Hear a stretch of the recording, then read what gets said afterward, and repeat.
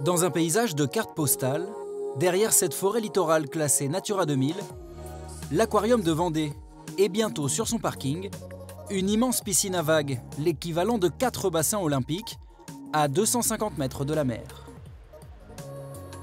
10 km à la ronde, il y a quasiment 20 écoles de surf, quoi. Enfin, pourquoi? Je ne comprends pas.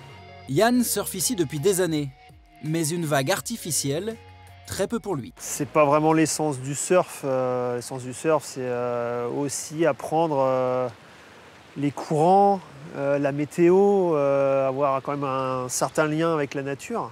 Là, en piscine, il n'y a rien de tout ça, en fait. Ce qu'il refuse de voir arriver dans sa commune, c'est ça.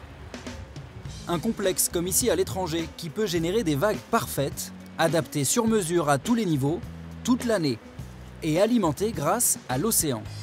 Mais pour ce collectif d'opposants, tout ça, c'est du greenwashing. Ils mettent en avant cette éco-responsabilité de dire on utilise l'eau de mer, c'est la première fois en France, etc. Et on s'aperçoit, quand on étudie le projet, que ça ne tient pas debout. Le problème, c'est surtout les impacts sur la zone Natura 2000, juste à côté. Ces bassins-là, ils ont des moteurs qui génèrent de 300 à 600 vagues par heure. Donc c'est des moteurs très puissants qui consomment une énergie considérable et qui en plus sont très bruyants.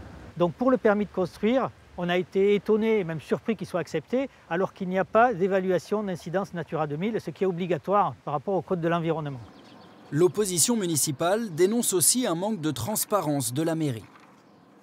Le projet n'était pas précisé, c'était précisé un agrandissement de l'aquarium et non pas un complexe sportif pour une piscine à vagues. On aurait pu en demander plus de renseignements à ce moment-là si on l'avait su, quoi. La mairie de Talmont dément toute volonté de dissimulation sur ce projet privé qui pourrait créer 80 emplois. Mais face à la polémique, le maire a du mal à cacher son embarras. Je comprends les interrogations, évidemment, et j'y suis extrêmement sensible et je suis extrêmement vigilant sur ce projet. Ce qu'on attend de moi, c'est que les règles puissent être respectées. Est-ce que c'est le cas? En l'occurrence, oui.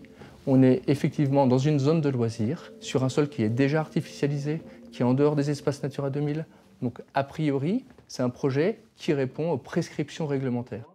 Des arguments déjà avancés par la préfecture pour justifier l'absence d'études d'impact environnemental. Plus aucun recours possible désormais, les travaux devraient donc pouvoir commencer. En attendant, même quand les vagues se font rares, il y a toujours des surfeurs pour profiter d'un cadre naturel exceptionnel, bientôt candidat au label Grand Site de France.